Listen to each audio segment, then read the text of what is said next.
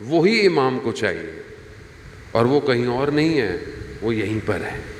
تو ہمارے پاس اب یہ دو ڈویژن ہے، اور اس کو سمجھنے کے لیے ہمیں ان دو نہضتوں کو، دو موومنٹ کو سمجھنا پڑے گا کہ دو موومنٹ ہیں خلقت حضرت آدم علیہ السلام سے۔ یہ دو موومنٹ پیرالل ہیں، ساتھ ساتھ چل رہی ہیں، اور بعض جگہ پر تاریخ نے ایسا گھناؤنا کردار ادا کیا کہ ان کے ڈفرنس کو ختم کر دیا کہ یہ ایک ہی ہے یا ہے ہی نہیں، اور جو ابھی تک سلسلہ جو ہے وہ چل رہا ہے۔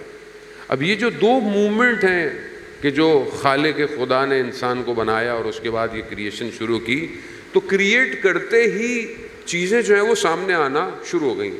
اب یہ کہ کیوں تھا مولانا صاحب ایسا، کیوں تھا ویسا، کیوں تھا، ظاہر ہے یہ تو ہم کچھ نہیں کر سکتے، اللہ کی مرضی ہے، خالق بھی وہی ہے، بنانے والا بھی وہی ہے، ہم تو خادم ہیں اور بندے ہیں اور عبد ہیں، تو ہمارے پاس جو اختیار ہے وہ صرف اطاعت کا ہے۔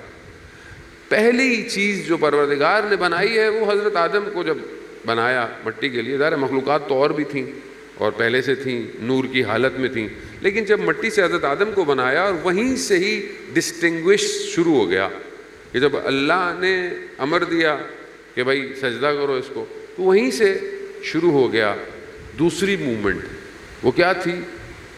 جہاں پر علم حجاب بن جائے، جہاں پر تکبر آ جائے، وہاں پر وہ وجود کہ جسے ہزاروں سال عبادت کی توفیق ہو کائنات میں، وہ بھی خدا کی بارگاہ میں سامنے آ جاتا ہے۔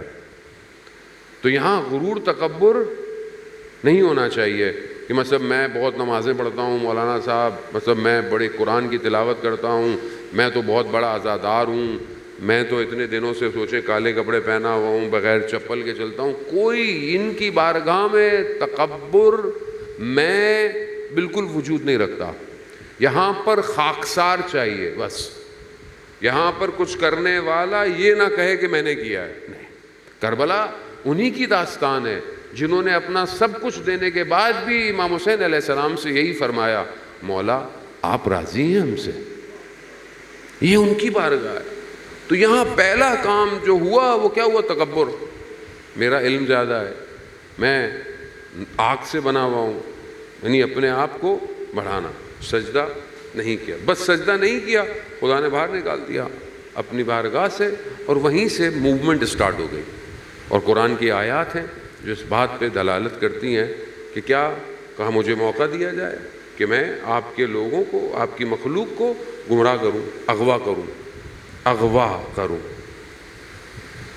مغوی بناؤں۔ اب اغوا جو کرنا ہے، اغوا کرنا ایسے نہیں آپ کو اڑا کے لے جائے اغوا کر لے۔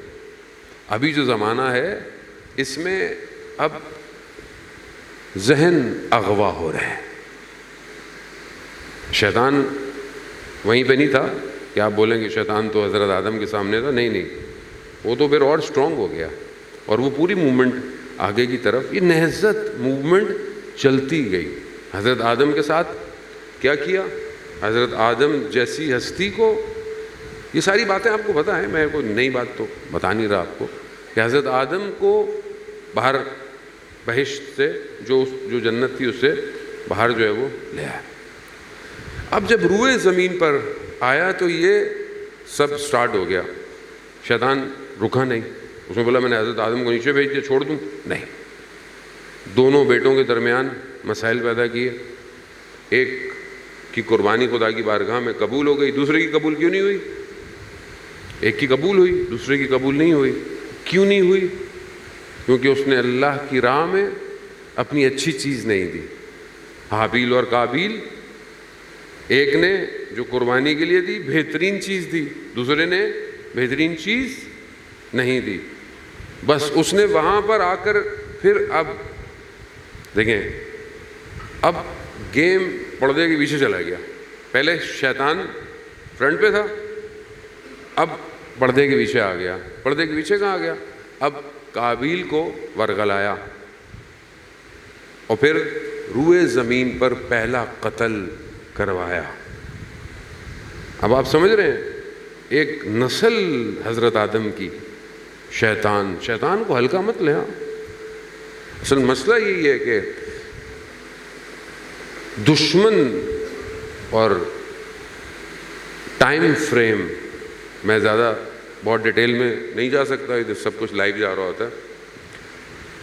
فریم ایک ٹائم فریم ہے، اس کے اندر یہ بتایا گیا، نمازیں پڑھنی ہے پڑھو، حج کرنا ہے کرو، روزے رکھنے رکھو، صدقہ خیرات دینا ہے دو. خطرہ کس سے ہے؟ کہا کوئی خطرہ نہیں. کہا کوئی دشمن نہیں ہے، کوئی دشمن نہیں ہے. نمازیں پڑھو، عبادت کرو، طواف کرو، سیکیورٹی ہم دیں گے، نمازیں پڑھتے رہو، سب کرتے رہو. خوب کوئی تو دشمن ہوگا؟ نہیں، کوئی دشمن نہیں. یہ سب سے بڑا ظلم انسانیت پہ ہوا، جس کی ابتدا حق اور باطل کی جنگ سے ہو رہی ہو، اور باطل کو حق کی طرح بنا دیا جائے، اس سے بڑا ظلم اور کیا ہوگا؟ باطل کو غائب کر دیا. آج آپ کے سامنے اگر مولا کے ماننے والے نہ ہوں تو کوئی باطل ہے؟ سب تو دوست ہیں، سارے دوست ہیں. کوئی آواز ہی نہیں اٹھاتا، کوئی ذرا سی بات ہی نہیں کرتا. کیوں نہیں کرتا؟ کیونکہ ان کے مکتب میں شروع سے دشمن ہے ہی نہیں. اور دشمن نہ ہو، یعنی دشمن کا مطلب کیا ہے؟ دشمن کا مطلب کہ کوئی مقابلے میں ہو، اور مقابلہ ضروری ہے. مثال کے طور پر میں بریکٹ کے اندر، پھر دوبارہ بہت ٹینشن نہ دوں آپ کے ذہنوں میں، بریکٹ میں رکھوں. مثال کے طور پر شیطان نہ ہو تو کیا کریں گے ہم؟ ثواب ملے گا کوئی؟ مطلب ثواب کہاں ہے؟